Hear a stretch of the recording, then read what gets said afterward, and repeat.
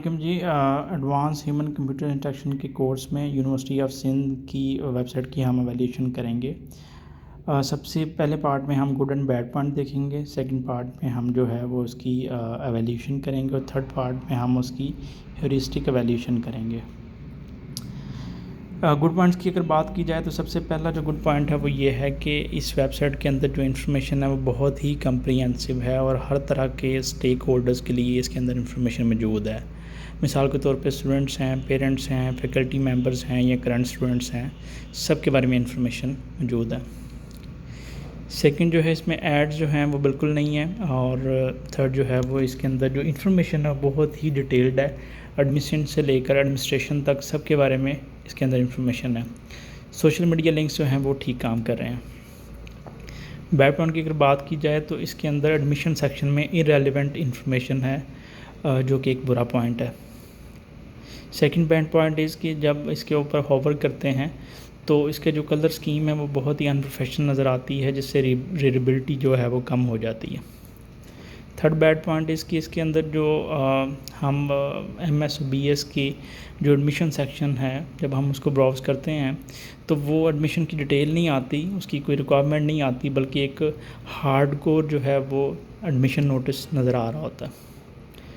Fourth bad point is कि जो home screen के ऊपर जो सिंधी लैंग्वेज मूव कर रहे हैं टेक्स्ट, उस पर होवर करने से वो स्टॉप नहीं होते। फिफ्थ बैड पॉइंट इज़ कि इसके अंदर स्लाइडर अवेलेबल नहीं है, जो वेबसाइट की जो लुक है वो बहुत डल है। सिक्स बैड पॉइंट इज़ कि जो कलर स्कीम है बहुत ही अनप्रोफेशनल है, हर सेक्शन की जो कलर्स है वो बदल जाते हैं, तो इससे ये एक यूनिफॉर्म लुक नज़र नहीं आती। सेवन बैड पॉइंट इज़ कि इसके अंदर जो है वो नोटिफिकेशन जो है वो हार्डकोर लेटर्स के तौर पे दिखाए जा रहे हैं, हालांकि पॉपअप जनरेट होने चाहिए। जो सबसे बुरी बात इस वेबसाइट की है वो 8 पॉइंट है कि इसके अंदर सर्च करने का ऑप्शन मौजूद नहीं है। इतनी कम्प्रीहेंसिव वेबसाइट में सर्च का ऑप्शन मस्ट होना चाहिए। नाइन्थ बैड पॉइंट इज़ कि डिफरेंट लैंग्वेज बैकग्राउंड के लोगों को अकोमोडेट करने के लिए लैंग्वेज चेंज करने की ऑप्शन इसके अंदर होनी चाहिए। सेकंड पार्ट है जी एवेल्यूशन ऑफ वेबसाइट। एवेल्यूशन में हम नेविगेशन अगर देखें तो नेविगेशन में हम ये चीज़ें देखते हैं, ये क्वेश्चंस आते हैं कि क्या उसके अंदर इंफॉर्मेशन लॉजिकल है और क्लियर है, क्या एक्सटर्नल वर्क काम कर रहे हैं लिंक, और क्या नेविगेशन पाथ एग्जिस्ट करता है, और क्या इसके अंदर ब्रोकन लिंक हैं। तो जब हम यूनिवर्सिटी ऑफ सिंध की वेबसाइट की बात करते हैं तो इसके अंदर इन्फॉर्मेशन बड़ी डिटेल्ड है, लेकिन वो अरेंज नहीं है। जैसे मैंने पहले भी अर्ज़ किया कि एडमिशन के सेक्शन में स्कॉलरशिप और अकोमोडेशन का जिक्र हो रहा है।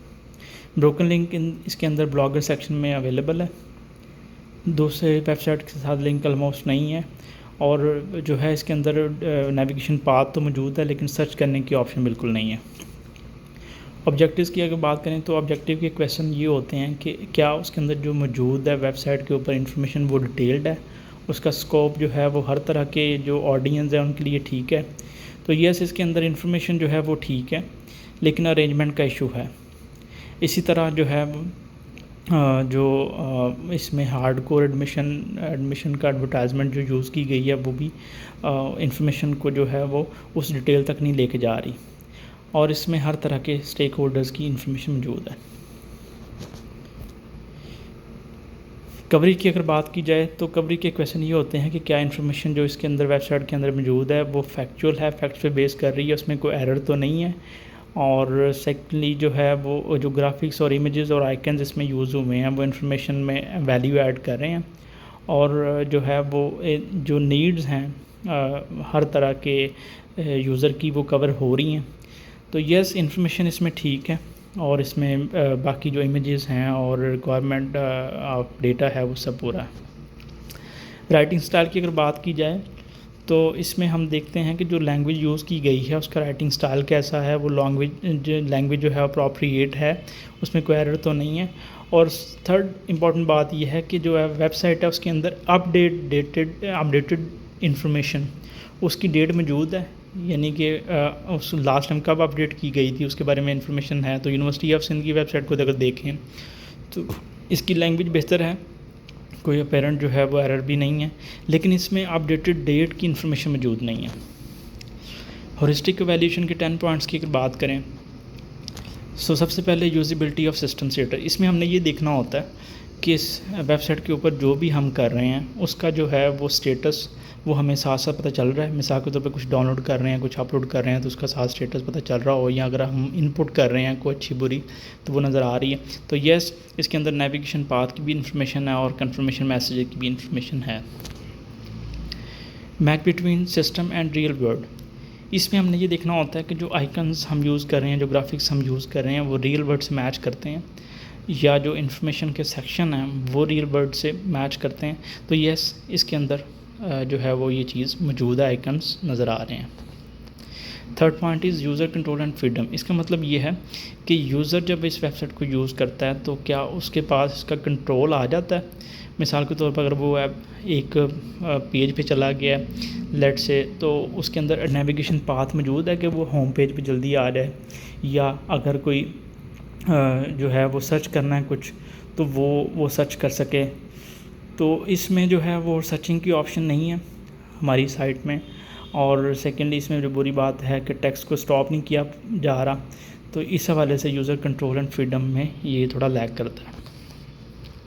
कंसिस्टेंसी स्टैंडर्ड में जो है वो इसमें हमने ये देखना होता है कि फ़ॉन्ट साइज़, कलर स्कीम और उसकी जो थीम है वो कैसा है। तो वो इस वेबसाइट में काफ़ी बुरा है, क्योंकि उसमें हर सेक्शन का जो डिज़ाइन है वो मुख्तलिफ हो जाता है, और फ़ॉन्ट साइज़ भी कोई डिफरेंट यूज़ हुए हैं, और कभी कभी रेड फ़ॉन्ट भी बता देते हैं।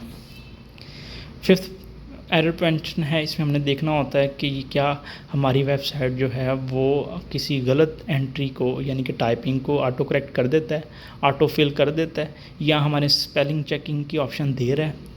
तो इसमें हमारी वेबसाइट में क्योंकि सर्च बार ही नहीं है, तो इस वजह से ये तो काम ये नहीं हो रहा। लेकिन अच्छी बात यह है कि इनवैलिड इनपुट देने से हमारी वेबसाइट पे जो है वो रिस्ट्रिक्शन आ जाती है।